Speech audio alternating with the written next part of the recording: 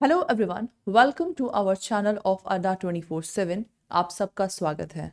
My self advocate Nikita Singh, मैं आप लोगों की बिजनेस लॉ की मेंटोर हूँ। सीए फाउंडेशन में जो आप लोगों का बिजनेस लॉ है, that is a compulsory subject, उसका आज हम लोग यहाँ पे सिलेबस डिस्कशन करेंगे।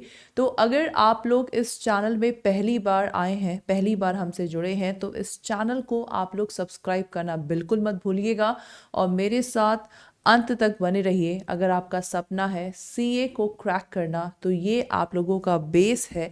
तो बेस अगर स्ट्रांग हो गया तो आप लोगों का सीए एग्जाम एब्सोल्युटली क्लियर हो जाएगा।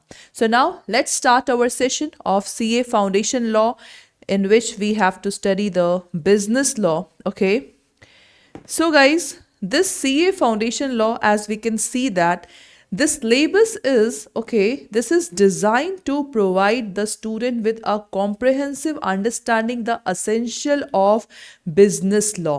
Okay, what is this? This is basically the business law. तो सबसे पहले समझेंगे बिजनेस लॉ का मतलब क्या होता है, उसके बाद सिलेबस का हम लोग डिस्कशन करेंगे। जैसे मान लीजिए ये ए पर्सन है, राइट? ए पर्सन को बी पर्सन को मान लीजिए गुड्स को देना है, ठीक है, सेल करना है। तो ए पर्सन आप लोगों का हो गया सेलर, ओके, और बी पर्सन आप लोगों का हो गया बायर, राइट? तो बी पर्सन क्या देगा ए को? बी पर्सन प्राइस देगा इस गुड्स के बदले में। तो what they are doing? They are doing business. Okay, actual में गुड्स का सेल हो रहा है, और सेल किसके अंतर्गत हो रहा है? बिजनेस लॉ के अंतर्गत हो रहा है। तो बिजनेस लॉ में क्या क्या टॉपिक्स आप लोगों के आने हैं, इसका हम डिस्कशन करेंगे। सबसे पहले ये जो बिजनेस लॉ सब्जेक्ट है, इसमें आप लोगों को पढ़ना क्या है ये जानना आप लोगों को ज़रूरी है। So in business law you have to study about acts. अब ये एक्ट्स क्या होते हैं, ध्यान से समझिएगा। गवर्नमेंट के 3 पार्ट होते हैं, that is legislature, executive and judiciary. Okay, legislature का बेसिक काम क्या होता है? लॉ बनाना। एग्जीक्यूटिव लॉ को एग्जीक्यूट करना। जुडिशरी जो जस्टिस देता है। सो अगर मैं सेंट्रल गवर्नमेंट की बात करूं तो लेजिस्लेचर में हम लोगों का पार्लियामेंट है, ओके, और पार्लियामेंट में you have a Lok Sabha, Rajya Sabha plus president. तो जब कोई भी एक्ट बनता है, एक्ट मतलब कानून की किताब, ठीक है, तो जब कोई भी कानून की किताब बनती है तो पहले दोनों सभाओं से पास होता है, प्रेसिडेंट के साइन होते हैं, तब जाके आपका कोई सा भी कानून का किताब बनता है। तो सोचिए आप लोगों को फाउंडेशन सेशन में जो बिजनेस लॉ है उसमें आप लोगों को 7 एक्ट्स पढ़ने हैं, दैट्स इट। ओके, अब 7 एक्ट्स में मैम क्या हमें पूरा सिलेबस पढ़ना है? तो इसका डिस्कशन हम लोग स्लाइड बाय स्लाइड करेंगे। तो सबसे पहला आप लोगों का है inter regulatory framework, in which you have to study basically see Ministry of Finance, Ministry of Corporate Affairs, SEBI, RBI, IBBI, the Ministry of Law and Justice। मतलब ये आप लोग का लीगल फ्रेमवर्क है। इसमें आप लोगों को सेबी के बारे में, then ministry of finance, RBI के बारे में बेसिक कॉन्सेप्ट पढ़ने हैं, जो कि आप लोगों का not in detail form but इसका बेस आप लोगों को इस फर्स्ट सेगमेंट में बनाना है। As a name suggest, Indian regulatory, मतलब जो हमारे इंडिया में रेगुलेटरीज बॉडी होती हैं, जैसे आप लोग का रिजर्व बैंक ऑफ इंडिया है। So RBI is the regulator of all the bank.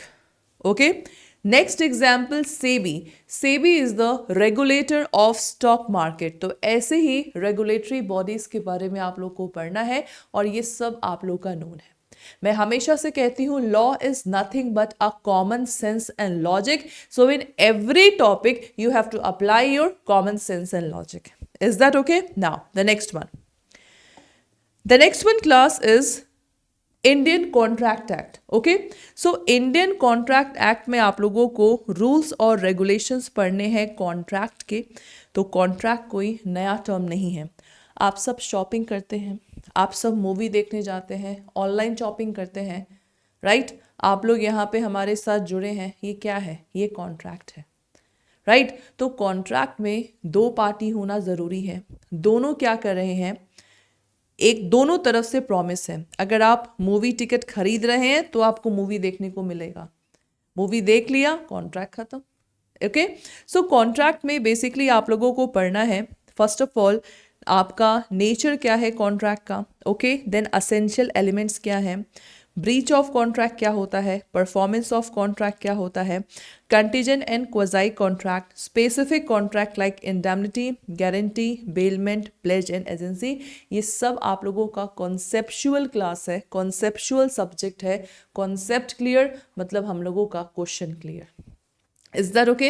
Then after guys you have a sales of good act, ठीक है। तो sales of good act में हमें रूल्स रेगुलेशंस किसके पढ़ने हैं, गुड्स। जैसे एक पर्सन सामान बेचता है दूसरे को, ओके, जो सामान बेच रहा है वो सेलर है, जो सामान ले रहा है वो बायर है। बस गुड्स के सेल में क्या क्या रूल्स रेगुलेशंस अप्लाई होते हैं, we have to study in the sales of good act.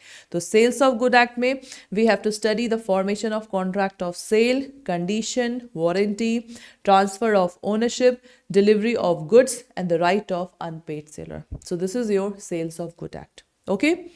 Then after you have to study about the Indian Partnership Act 1932. Partnership, तीन कंपनीज हैं, तीनों कंपनी शू कंपनी है, तीनों ने मिलके सोचा कि चलो यार हम लोग आपस में मिलके एक बिजनेस करते हैं शू का। This is called partnership. तो तीनों पार्टनर्स हैं जो कि पार्टनरशिप फर्म में काम करते हैं, तो इसमें हमें पार्टनर्स के रूल्स रेगुलेशंस को पढ़ना है।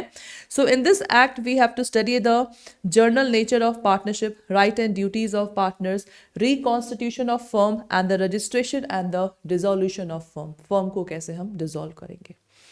Then after we have a LLP, Limited Liability Partnership Act 2008। जिस तरह कंपनी का एम होता है बिजनेस करना, पार्टनरशिप का एम होता है बिजनेस करना, इसी तरह 2008 में जो हमारा कानून बना, LLP का भी बेसिक पर्पस होता है बिजनेस करना। बिजनेस किसी भी फॉर्म में हो सकता है, तो LLP भी it is a hybrid between company and partnership. तो कुछ कंपनी के फीचर्स मिलेंगे, कुछ पार्टनरशिप एक्ट के फीचर्स मिलेंगे आप लोगों को LLP में।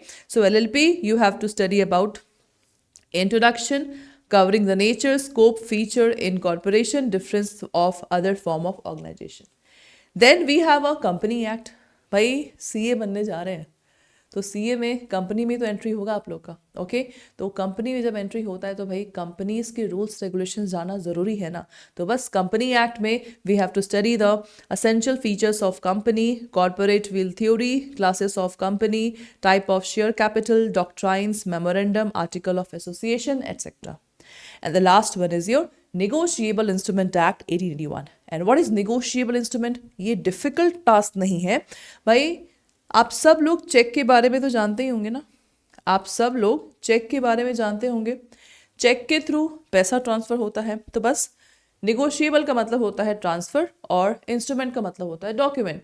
तो डॉक्यूमेंट के थ्रू पैसों का ट्रांसफर कैसे होता है, कौन सा एक्ट अप्लाई होता है, this is negotiable instrument act.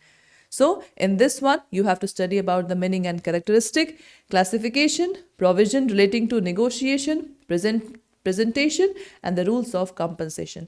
तो ये आप लोगों का complete 7 एक्ट है जो कि CA फाउंडेशन बिजनेस लॉ का सब्जेक्ट है, ओके। और एक्ट में आप लोगों को सारे सेक्शंस नहीं पढ़ने। सेक्शंस क्या होता है भाई, एक्ट के अंदर जब भी कोई लॉ की बुक बनती है तो ये आप लोगों का जो लॉ की बुक बनती है ये टोटली किस में होता है, सेक्शन, मतलब पॉइंट वाइज के फॉर्म में लिखा रहता है, इसी पॉइंट वाइज को सेक्शंस बोला जाता है, ठीक है। तो आप लोगों को लेकिन सारे सेक्शंस नहीं पढ़ने हैं। तो मिलिएगा इस चैनल पे, इस चैनल को सबसे पहले सब्सक्राइब करिए, और भी इंफॉर्मेशन के लिए आप लोग इस चैनल को सब्सक्राइब करना बिल्कुल मत भूलिएगा। नमस्कार।